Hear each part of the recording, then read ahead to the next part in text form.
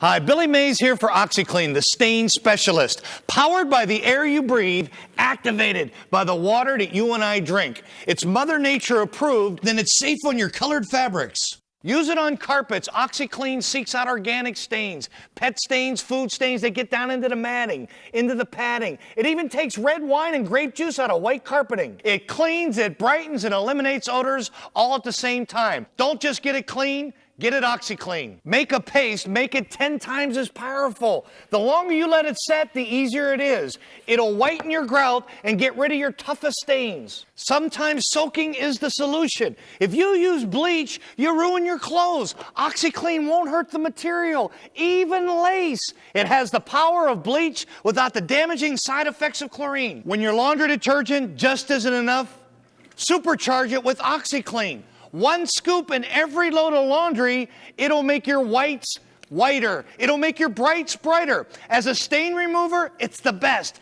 Grass stains, clay stains. Long live your laundry. OxyClean, the stain specialist. We've sold millions of our 2.5-pound tubs for $40. But if you call now, we'll cut the price in half, only $19.95. You'll also receive the squirt bottle and a super chamois absolutely free. If you call during this show, you'll receive a bottle of our world-famous Orange Clean, made with pure orange oil. It cuts through the grease and the grime, whether it's baked on in the oven or caked on the stove. You get all this for just $19.95, but call in the next 20 minutes and we'll supersize your OxyClean from a 2.5-pound tub to a whopping 6-pound bucket, nearly triple the amount. But you gotta call now. Here's how to order.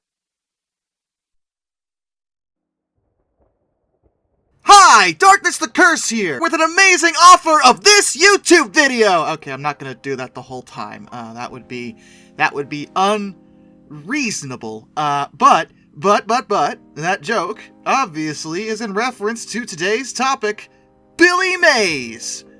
You probably heard of Billy Mays before, or at least familiar with him. If you grew up in the late 90s, early 2000s, you probably saw a commercial featuring him. Billy Mays was a television pitchman who lended his unique talents to sell a variety of different products. And since we've talked about infomercial people in the past, you might think that this is going in a direction of, oh, was he a scammer? No. Let's get that out of the way right now. Billy Mays was not at all a scammer. He was in the business and was good at selling stuff, but what he was selling was often, pretty much always, a product that would genuinely do what he said it was going to do. His most famous one is probably Oxiclean, and Oxiclean is effectively just a detergent for cleaning. And it would clean stuff.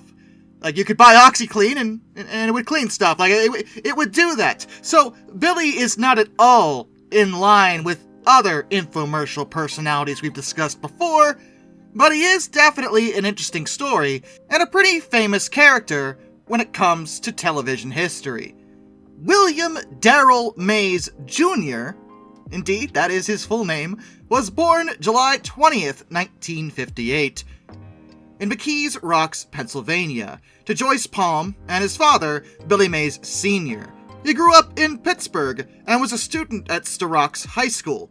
He would later attend West Virginia University and was a walk-on linebacker on their football team while he was there, for just 2 years though, as Mays was a college dropout. He never finished his higher education, and after leaving the university, he would go on to work at his father's hazardous waste company.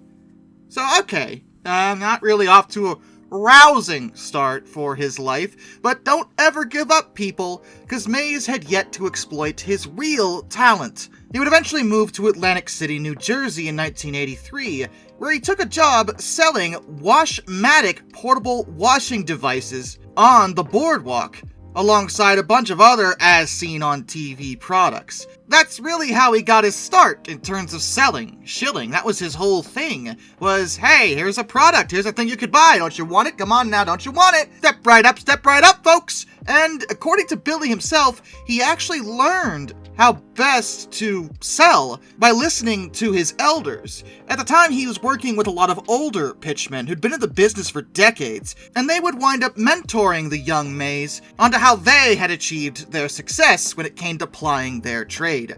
Billy found that he actually quite enjoyed this particular job, And over time, he got really good at it. He would be seen at home shows, auto shows, state fairs, all over the United States, selling a wide array of different things. During this time, he would get married to his first wife, Dolores de Desidero, though they would divorce in 1990. He would, however, have his eldest son with her, Billy Mays III, who was born in 1986.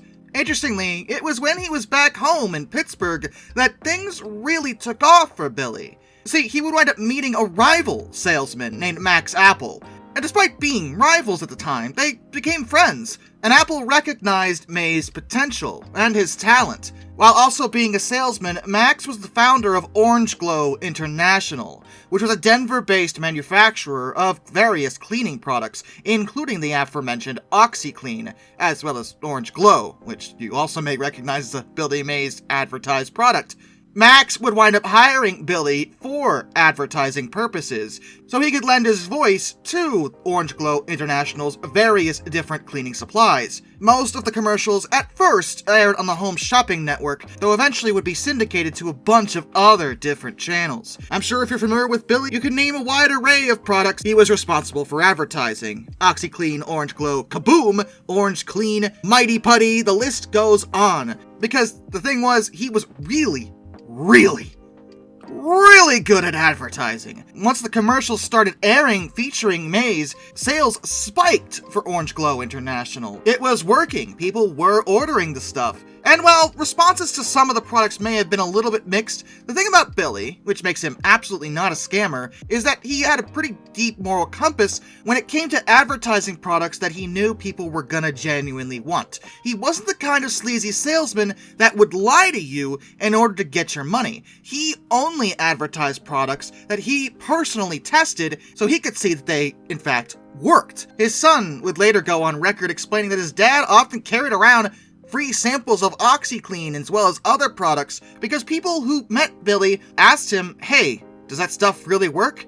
And Billy would simply grab a free sample and say, "Here, try it yourself." Because that's the kind of dude he was. Was he a great salesman? Yes, but not an immoral one. His style was also pretty distinctive and wound up influencing a whole bunch of other pitchmen because Billy was loud, really loud. Kind of like me, actually. I'm like that too, but not about selling. His infomercials would basically always start with his own catchphrase, "Hi, Billy Mays here!" And it tended to immediately grab the viewer's attention. He was so well loved in his field that people even started calling him the king of the pitch. The same year he started doing this, he actually wound up becoming friends with another pitchman, or rather at the time future pitchman, Anthony Sullivan, who you may have also seen on various commercials. Those two were buds. And this success led to Mays founding his own promotion company called Mays Promotions Incorporated, which he was the CEO of, based at his home in Odessa, Florida. Given his unique talent, he was actually quite sought after by many different products, but like I said, Mays was notoriously selective.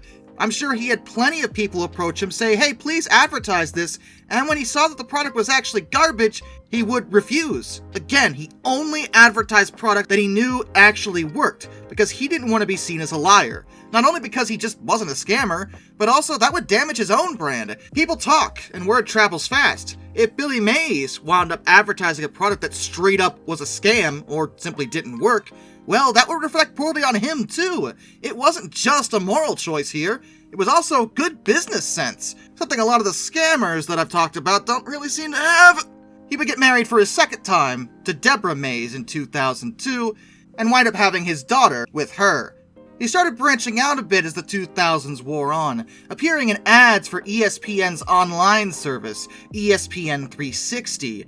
Oddly, those ads in particular were kind of more parodies of infomercials rather than being so themselves, but Mays had a pretty good sense of humor and was totally in on the joke. In 2009, he had signed a deal with Taco Bell to film a bunch of commercials for them, and he also wound up appearing on the Discovery Channel in a docudrama called Pitchman, alongside his friend Anthony Sullivan. It was meant to be a documentary series explaining, frankly, how their jobs actually work, what they do.